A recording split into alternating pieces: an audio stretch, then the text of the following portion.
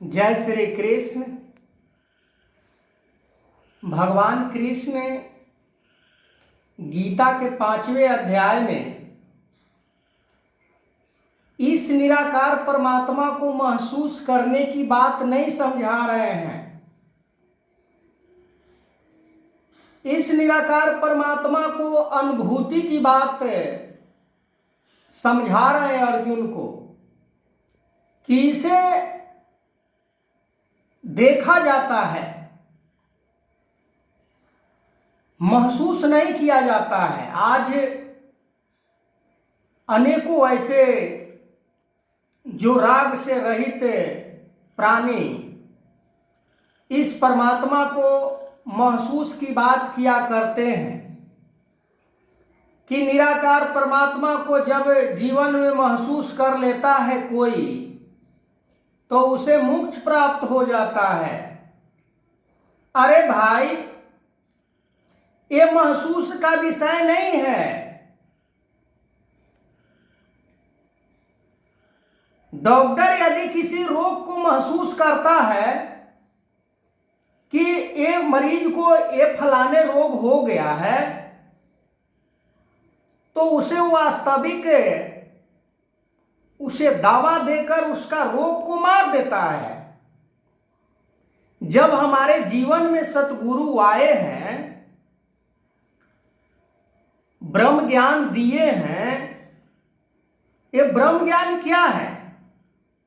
एक हम कह सकते हैं कि एक मोह माया राग द्वेष को मारने का एक ये दावा है। ये दावा के जैसे, औषधि के जैसे काम करता है हमारे जीवन में। जब राग को मार देता है, वो कैसे मार देता है? यानी सतगुरु विधि बता देता है कि इसको मारने का विधि क्या है। जैसे डॉक्टर विधि बता देता है कि सुबह शाम दोपहर इस दवा को खाना है और कुछ परहेज बता देता है। तो परहेज के रूप में जो सतगुरु बताते हैं कि परहित, यानी दूसरों को सेवा करते करते इस राग को मार देना है, यानी स्वार्थ को मार देना है, लालच को मार देना है, लोभ को मार देना है, काम को मार देना है, क्रोध को मार देना है, ईर्ष्या को मार देना है, द्वेष को मार देना है। और यदि हम निरंतर भी कहना एक अज्ञानता ही है।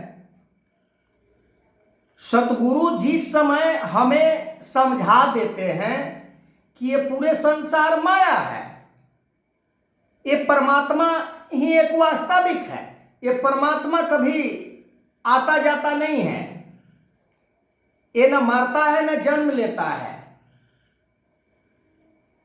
इसका कभी अभाव नहीं होता है। पर माया एक समान किसी काल में एक जैसा नहीं रहता है।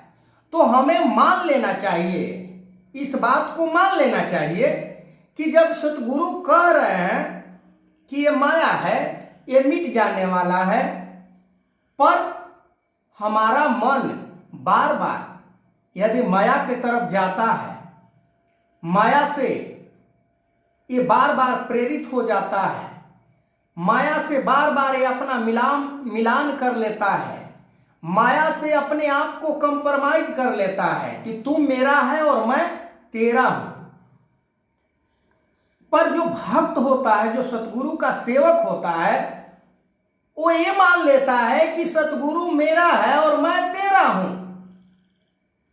जे जानई से ही देहु जनाई, जानत तुम्हारी तुम्हारी हो जाई।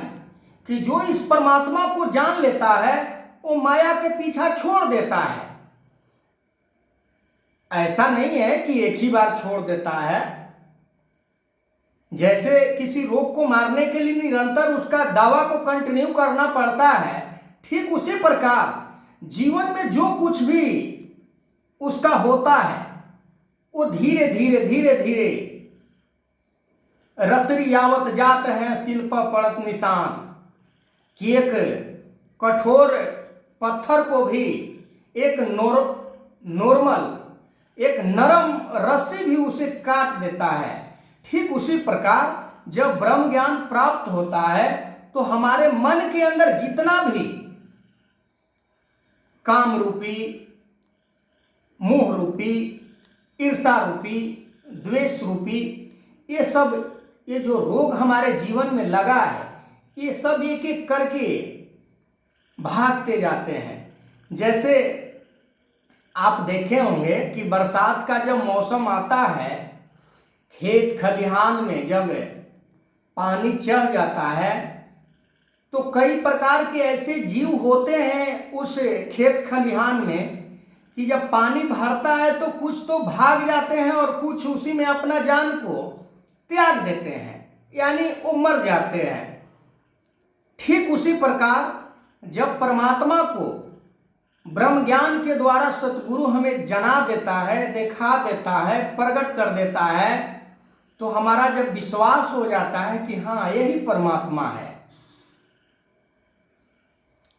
जब हम अपने जीवन में इसको जस्टिफाई कर लेते हैं कि चलो अब मुझे किसी चीज की आवश्यकता नहीं है, यदि आवश्यकता है भी तो बस साईं इतना दीजिए जामे कुटुंब समाए, मैं भी भूखा ना रहूं साधु ना भूखा जाए।